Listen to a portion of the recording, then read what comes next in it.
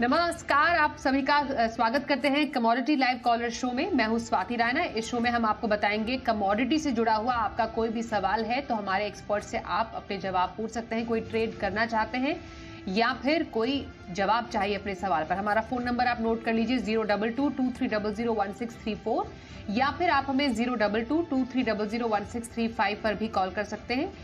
ये हमारे नंबर्स हैं और आपके सवालों के जवाब देने के लिए दो हमारे एक्सपर्ट्स आपके साथ आज मौजूद हैं।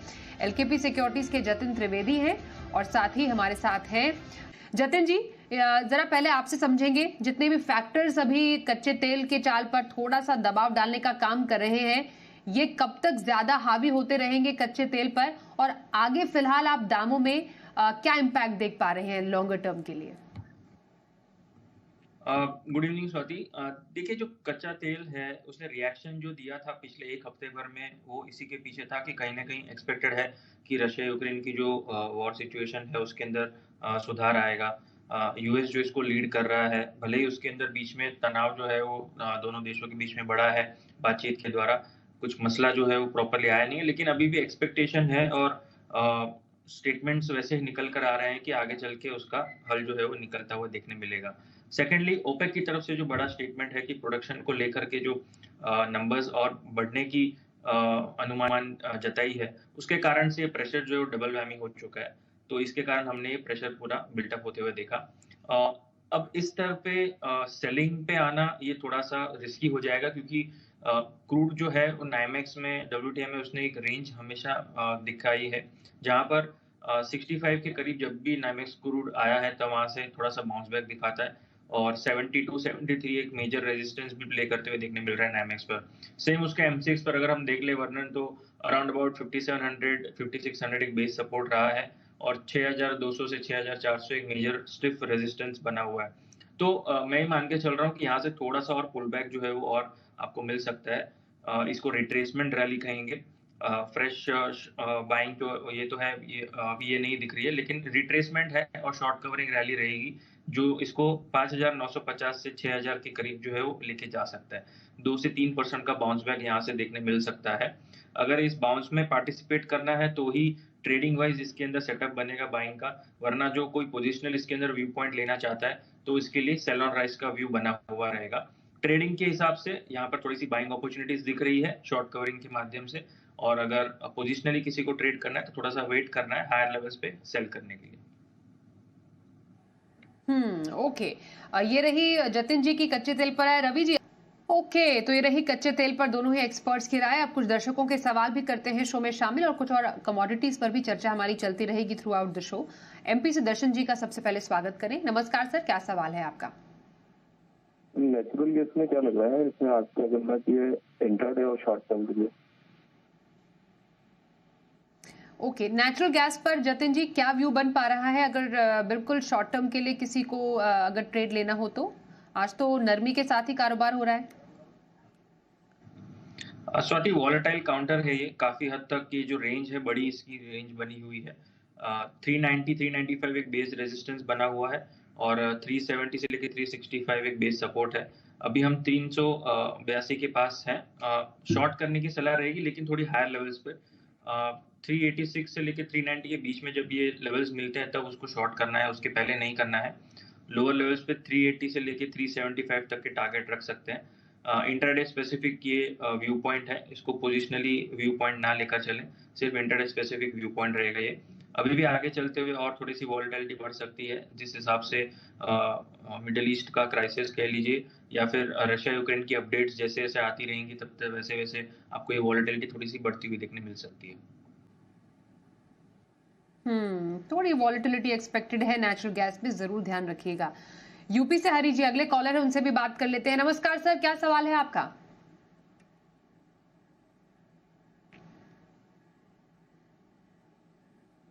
ओके, थोड़ी देर में बात करते हैं हमारे अगले कॉलर से भी। मीनवाइल जरा नजर डालें कि सोने चांदी में इस वक्त कैसी एक्टिविटी चल रही है। घरेलू बाजार में हल्की गिरावट सोने में देखी जा सकती है। एमसीएक्स पर अगर देखें तो लगभग 85,700 के करीब ट्रेड हो रहा है। ग्लोबल मार्केट में सोने में आधे % से ज्यादा की कमजोरी जरूर देखी जा सकती है। हालांकि कल चांदी में जोरदार तेजी देखी गई थी, उसके बाद आज कुछ दायरे का कारोबार होता हुआ हमने जरूर देखा है। यहाँ पर जरा सोने चांदी को लेकर एक व्यू ले रहे दोनों ही एक्सपर्ट्स का। जतिन जी, फिलहाल गोल्ड में इन लेवल से आपकी तरफ से क्या स्ट्रैटेजी बनती नजर आ रही है, क्योंकि जिस तरीके से टैरिफ वॉर से सुरक्षित निवेश की मांग भी मजबूत हुई है, उसके बाद अब क्या स्ट्रैटेजी रहे, और साथ ही शुक्रवार को यूएस नॉन फॉर्म पेरोल के आंकड़े भी आएगी, उस पर भी नजर रहेगी। स्वाति, आपने राइटली पॉइंट किया कि जो कल के आंकड़े आने वाले नॉन फार्म पेरोल्स के और अनएम्प्लॉयमेंट डेटा के, वो बहुत ही महत्वपूर्ण रहेंगे, क्योंकि अब ट्रम्प के इलेक्शन के बाद ये तीसरा डेटा रहेगा जहां पर ये फोकस में रहेगा, और फेडरल रिजर्व के भी टूल बॉक्स में ये सबसे आगे रहता है अनएम्प्लॉयमेंट का डेटा। जितना अनएम्प्लॉयमेंट का डेटा धीमी गति दिखाएगा, अनएम्प्लॉयमेंट के रेट नीचे आएंगे, उतना मुझे लग रहा है गोल्ड को जो है वो आगे चलते हुए थोड़ा सा सपोर्ट कम मिलेगा। ओवरऑल भले ही उसकी वॉलेटिलिटी बढ़ती रहे, लेकिन मैं एक्सपेक्ट कर रहा हूँ कि अभी इनलाइन व्यू थोड़ा सा बन जाएगा फेडरल रिजर्व का, और जो डेटा का जो है वो इन्फ्लेशन के नंबर्स भले जैसे ही फ्लैश होते आएंगे थोड़े से बढ़ के आ सकते हैं, लेकिन जिस तरह से क्रूड ने अपने डाउनसाइड दिखाई, तो इन्फ्लेशन नंबर्स भी मुझे लग रहा है आगे चलते हुए कंट्रोल में रहेंगे। तो इसके कारण से भी फेडरल रिजर्व को इंटरेस्ट रेट कट करने में कोई दिक्कत ज्यादा नहीं होनी चाहिए।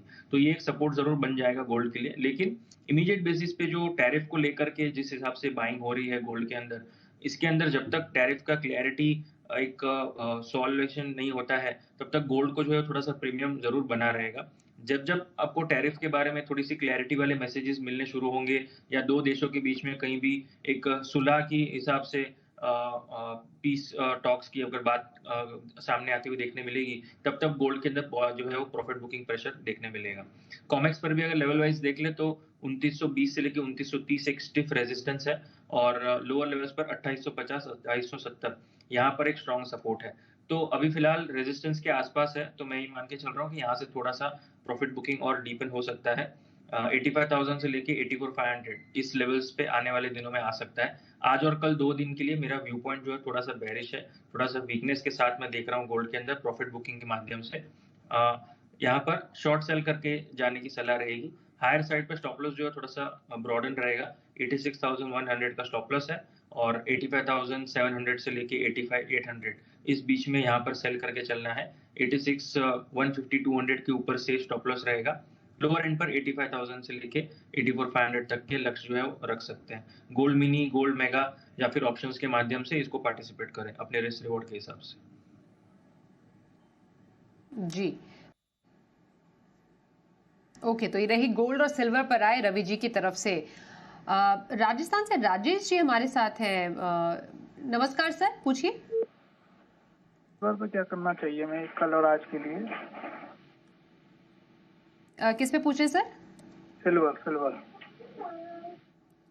Silver colour. अच्छा, सिल्वर पर तो एक बहुत डिटेल डिस्कशन हमने कर ली, पर एक छोटा व्यू मैं जतिन जी आपसे लेना चाहूंगी। आज और कल के लिए इंपॉर्टेंट लेवल्स आप क्या देख पा रहे हैं सर?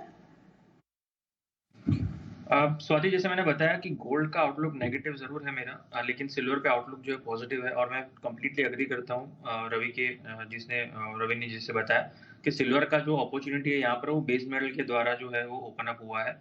बेस मेटल के अंदर जो अभी पकड़ है वो काफी अच्छी है, और रेट वाइज अच्छी खासी रिकवरी शुरू हो चुकी है बेस मेटल मार्केट के अंदर, और इसका जो फायदा जो है वो सिल्वर को भी मिलेगा, क्योंकि सिल्वर भी आधा बेस मेटल के कॉम्प्लेक्स के हिसाब से चलता है। तो मैं मान रहा हूँ कि जब भी डिप मिलती है तब सिल्वर के अंदर बाइंग करना है। आज शाम को 7 बजे जैसे इनिशियल जॉबलेस क्लेम्स के डेटा आएंगे, तब थोड़ी सी वॉलेटिलिटी बढ़ेगी, और उसमें 200-300 पॉइंट अगर सिल्वर नीचे ड्रॉप दे देता है, तब उसके अंदर बाइंग करके चलना है। सो 1 से 2 दिनों का व्यू पॉइंट जो लेकर चलते हैं उसके लिए भी बाइंग का कॉल है, जो इंट्राडे करना चाहता है उसके लिए भी बाइंग की कॉल है। सिल्वर के अंदर लेवल वाइज देखें तो 97,300 से लेकर 97,000 इसके बीच में कहीं भी मिलता है, आप अपने रिस्क रिवॉर्ड के हिसाब से बाय कीजिए। 96,500 के नीचे स्टॉप लॉस रखिए, रिस्क रिवॉर्ड वहां पे फेवरेबल बन जाएगा, और 98,000 से लेकर 98,500 का टारगेट रखें। ओके, तो गोल्ड और सिल्वर में सिल्वर पर हमारे जो एक्सपर्ट्स हैं ज्यादा बुलिश है, ज्यादा झुकाव सिल्वर की तरफ ही जा रहा है हमारे एक्सपर्ट्स का। चलिए अगले कॉलर से भी बात करते जानते हैं उनका सवाल। गुजरात से वीरेन जी इस वक्त हमारे साथ है। नमस्कार सर, क्या जानना चाहेंगे आप? अभी ये गोल्ड का भाव चल रहा है, तो अभी ऊपर तक कितने तक जा सकता है? ओके, जतिन जी कहां तक गोल्ड के भाव जाते हुए देख रहे हैं आप? कब तक का व्यू चाहिए वीरेन जी आपको?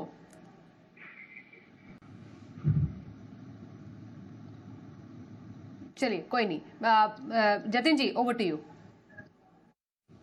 देखिए $3000 इसका जो मार्क है वो सभी बड़े ब्रोकरेज का भी कह लीजिए या किसी रिटेल का कह लीजिए या हम जैसे एनालिस्ट का भी कह लीजिए, इसके ऊपर बहुत सटीक हमारी व्यू पॉइंट और आंख बनी हुई है।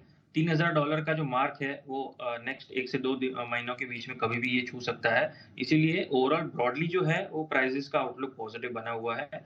जब भी कोई भी डिप आती है तब उसके अंदर तुरंत सपोर्ट भी मिलने शुरू हो जाते हैं। तो गोल्ड कॉमेक्स में जब तक $2800 के ऊपर ट्रेड कर रहा है तब तक बड़े पैमाने पे इसके अंदर बेरिश व्यू नहीं लेना है।